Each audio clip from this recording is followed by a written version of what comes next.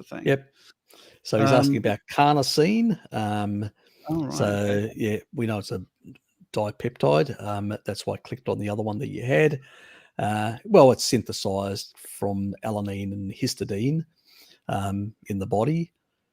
Does have anti-glycating effects. It does, it's highly concentrated in the brain, muscles, and gut from memory. I'm not sure whether it's in any other organ concentrated in high amounts. Heart as well. Yeah, that's true. Heart as well. Yes, it is in the heart as well. Good point.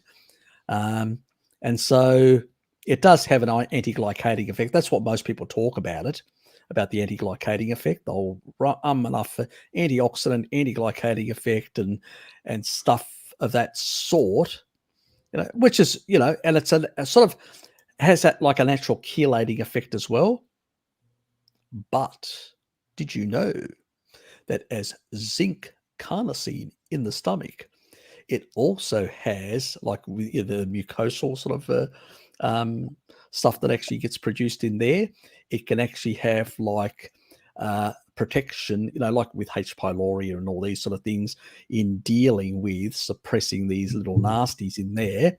And it's a really good supplement for people with, God, my brain. What is it called? God almighty. Ulcers. Oh, damn. God. Which is bacterial-based H. pylori and other things, ulcers in the stomach.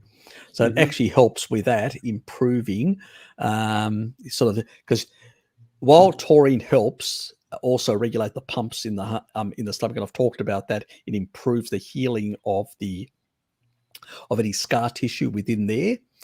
Also, zinc carnosine actually creates like an improved mucosal membrane to protect that lining.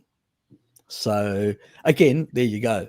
Eat a steak, you're getting both, in a sense. Yes. All three. You're getting all three. So this is why we usually say that when you're on a species appropriate diet, eventually these things will improve things. Now, some bodybuilders will say, "Oh, well, I'm going to use carnosine to basically reduce the glycating effect of the carbs that I eat." Well, just don't eat them. Yeah. It's a ridiculous argument to put forward. I find it very funny. Anyway. Yeah, and the thing, this just going back to what I said about my training. You see, this was something that came up. Carnosine lowers blood sugar, so they said actually, don't mess about with your meds. So there's many other things. Don't mess about with your meds. Just have less of it. I'm like, no, have the natural thing and reduce the meds. Exactly. But that's the big pharma influence. There's a number, exactly. There's a number of minerals, and I've talked about them in earlier videos, and many other things that actually can reduce the amount.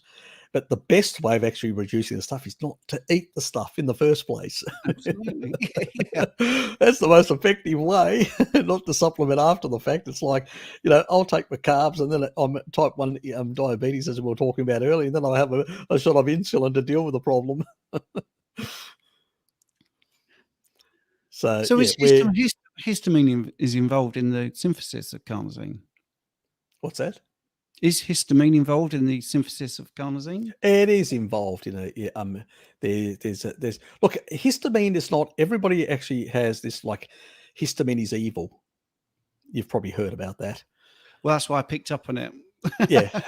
Anyway, but it does play an important role in immunoregulation as well, in the immune system.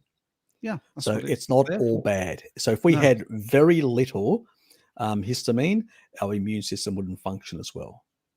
It's excessive amounts. Like a lot of things, they're in the certain type of physiological range. Too much, too little can be a problem for a whole lot of different reasons. Yes. Like nutrients and many other things. So too much water. You can have too much of anything. Basically, yes. Very much so.